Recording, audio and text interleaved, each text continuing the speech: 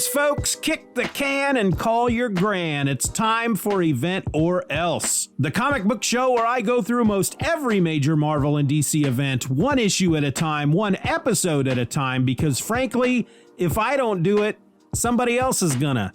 I'm your host. My name is Steven, and how about we skip all the pleasantries already and leap right back into Crisis on Infinite Earths. This week we're looking at issue number 4, and it's entitled, "And Thus Shall the World Die." This issue was published by DC Comics in July of 1985, and it was written by Marv Wolfman, with pencils by George Perez, inks by Dick Giordano, letters by John Costanza, and the colors were by Tony Tollin.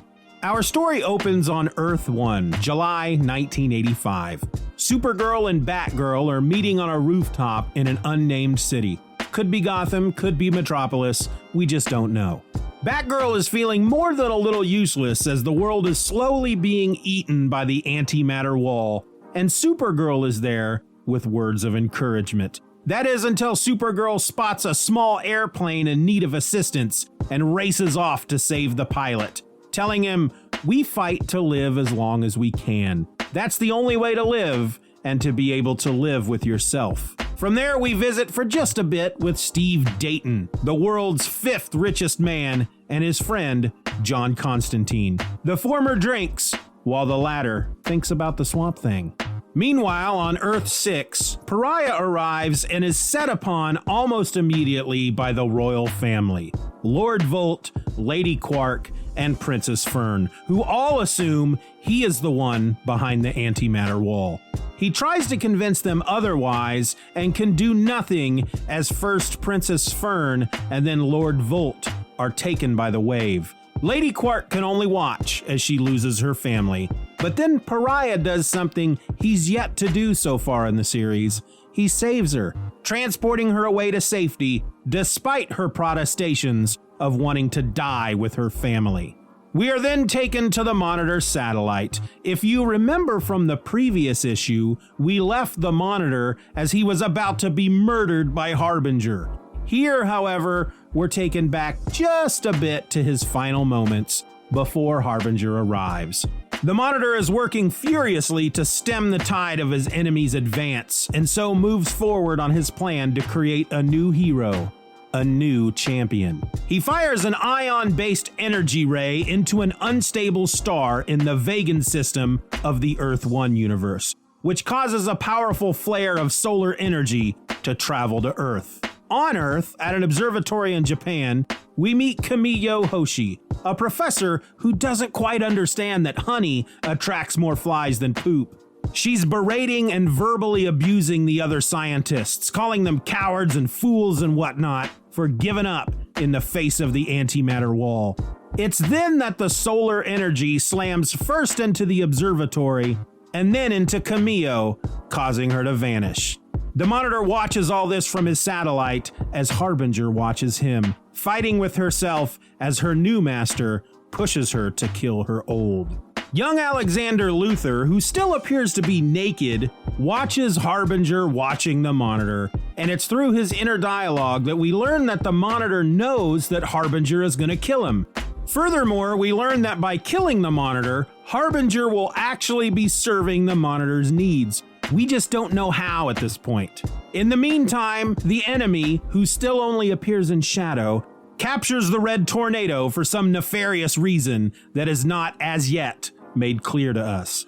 We then travel to Earth 2 in the time of King Arthur and his Knights of the Round Table, where Firestorm and Killer Frost team up with the Shining Knight to defend another of the Monitor's towering devices as shadow creatures appear and attack.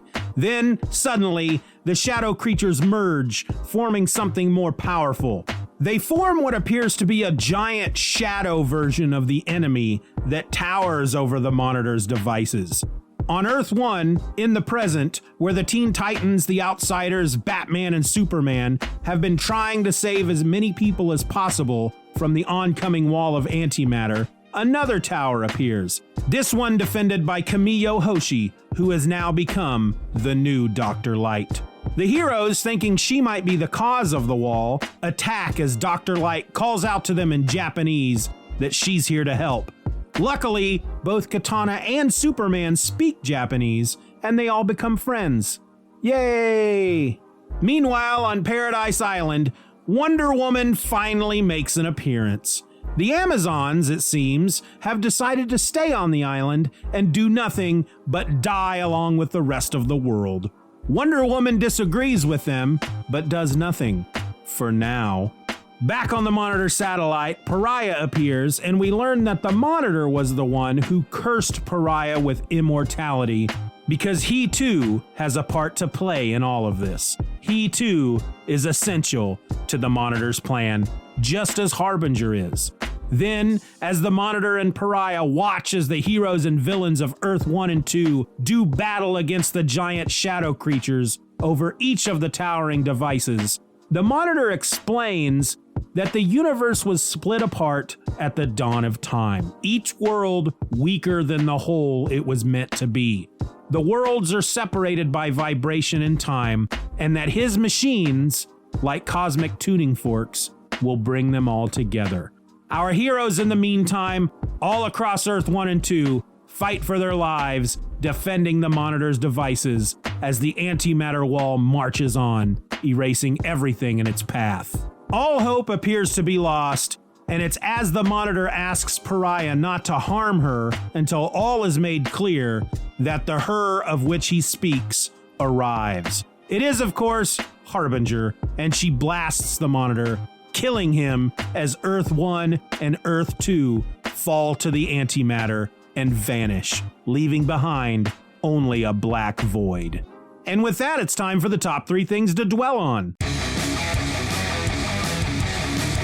The top 3 things to dwell on are 3 moments or aspects of the book that I feel need to be given just a bit more thought. Feel however you will about them, I'm still going to point them out. Thing to dwell on number 3, what's so special about Lady Quark? First, I want you to cast your memory back to issue number 1, where Pariah, witnessing the death of an Earth, reaches out to save a boy from the antimatter wave, but fails to pull him free. And while it's never said outright, this scene gave me the impression that Pariah is an observer only, that despite what he wants or what he tries to do, he can't stop the wave and he can't save anyone from it.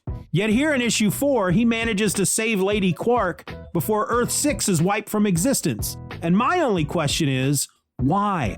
Why was he unable to save the nameless child in issue 1, but is able to save Lady Quark in issue 4? Seriously, what's so special about her? Will this choice of his play a significant part in an upcoming issue? Will she be the key to saving them all? I guess we'll just have to wait and see. And hey, speaking of Lady Quark and Earth 6, thing to dwell on number 2, time to learn more about Earth 6. As I've stated many times here in Season 2, this isn't my first time reading Crisis on Infinite Earths. And yet, despite the 2 other read-throughs, I don't remember much about it. And so when I came across Earth 6 in this issue, an Earth they describe as an anomaly due to there being no duplicates on this Earth, and that this should be impossible considering that all of the Earths were formed at the same time, well, I had to know more about it. And yet, after tens of minutes scouring the internet, there wasn't much I could find. All that Wikipedia has to say on the subject is, Earth 6 is apparently ruled by a royal family of superheroes. On this Earth, America lost the Revolutionary War, and technology appears to have advanced more rapidly than on Earth 1. Earth 6 was destroyed in the crisis, with only Lady Quark surviving. DC fandom is even more sparse, saying, on Earth 6, the United States lost the Revolutionary War. Lady Quark and Lord Volt ruled America as a superpowered monarchy. During the Crisis on Infinite Earths, Earth 6 was destroyed. Lady Quark was the only survivor. So, rather than try to find information on Earth 6, I searched instead for Lord Volt and Lady Quark. But really, unless I wanted to read all about what happened to Lady Quark following this issue and possibly spoil something important for me, there was very little to find about the 2 of them as well. And so I'm just going to have to learn to live with the fact that I'm not going to learn much more about Earth 6, and I'll try not to lose sleep over the knowledge that I've just wasted a few minutes of your time. I apologize. Thing to dwell on number 1, what's their problem with Wonder Woman? I mentioned in the last episode that we've yet to see any sign of Wonder Woman. 3 issues into the biggest event in DC Comics history, and no Wonder Woman. Now, with the 4th issue, she finally makes an appearance. But what sort of appearance do we get? 3 panels, she's never mentioned by name, and she's covered in robes. Anyone not knowing much about DC Comics may not even realize that this is her. So what's the deal? Am I to believe maybe that in 1985, the average Crisis on Infinite Earths reader isn't supposed to know that this is Wonder Woman? That this scene is meant to be mysterious? And that her identity may be somewhat of a secret? And yet at the same time, it's an Easter egg for the hardcore DC fans? It's possible. I mean, I wasn't steeped in DC lore back then, and I'm wondering if I'd read this for the first time in 1985, would I have realized that this was Wonder Woman? Now, I tend to lean toward optimism, so I'm going with the mystery of the woman on Paradise Island and the upcoming reveal that it is Wonder Woman. And I sure do hope I'm right. And those were the top 3 things to dwell on.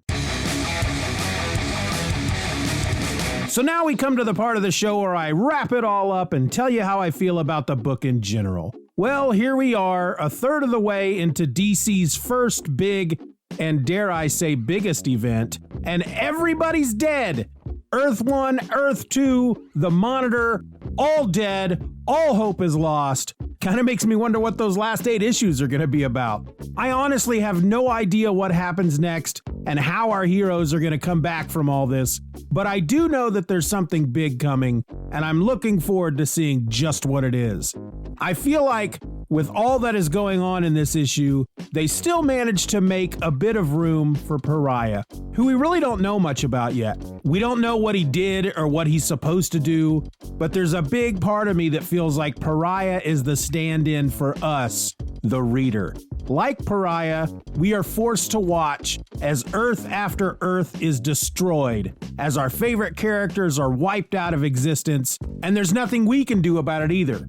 Pariah learns right along with the reader how the Monitor's devices are supposed to stop the antimatter wave, and he's just as confused as the rest of us when the Monitor tells him that Harbinger is only fulfilling her role in this story by eventually murdering him, the Monitor. And speaking of that scene when she kills him, it's pretty powerful stuff. He calls her Lila and tells her to do what she must, and she angrily shouts back at him that she is Harbinger. And in this case, she very much is the Harbinger of doom and death for everything. Then, once she blasts him, that tall, narrow panel that stretches from the top of the page to the bottom, showing his fall, with Pariah looking on helplessly before making his way to the Monitor's still form, all while Earth 1 and Earth 2 are being erased from all space and time. I mean, that's just some epic stuff when it comes right down to it. I guess what I'm trying to say here is that I'm still having a ball with this one, folks. The story has me hooked, and the art continues to amaze me with every single panel. How about you? I would love to hear your thoughts on where we are with the crisis so far. Send me an email to eventorrelse@gmail.com, and I just might read it out on the show. And hey, while you're out there on the World Wide Web, if you feel the mood to throw a little support my way, come join us over at the Patreon, where for as little as $1 a month, you'll get the audio versions of these episodes the day before everyone else, along with an exclusive podcast that releases every week and is only available to my patrons. Find that at patreon.com/StephenRor. And again, just $1 a month. That's less than a cup of coffee. But hey, enough about that. If you do anything, how about you just join me back here next week for issue number 5, Worlds in Limbo. I'm pretty sure you're not going to want to miss that one. I hope.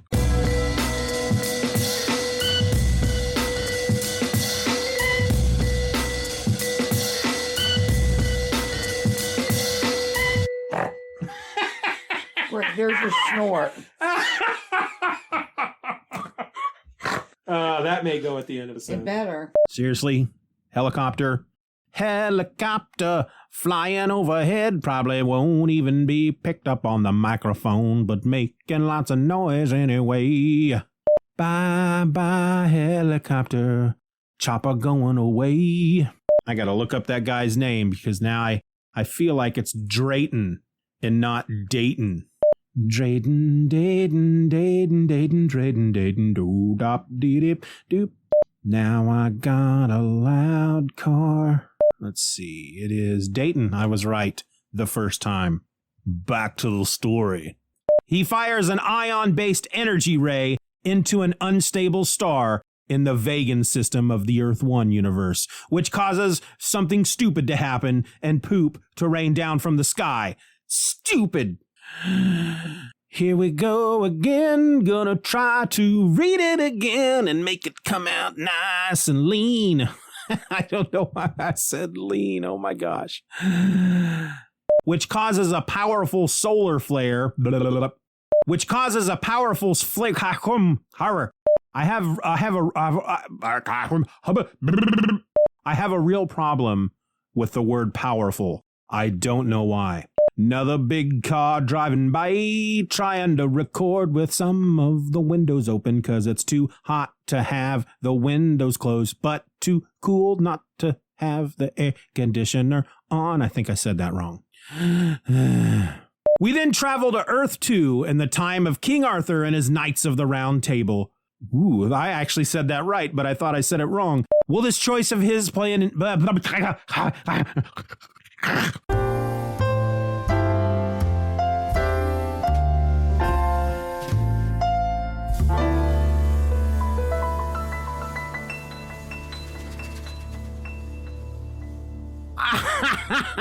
That was dumb.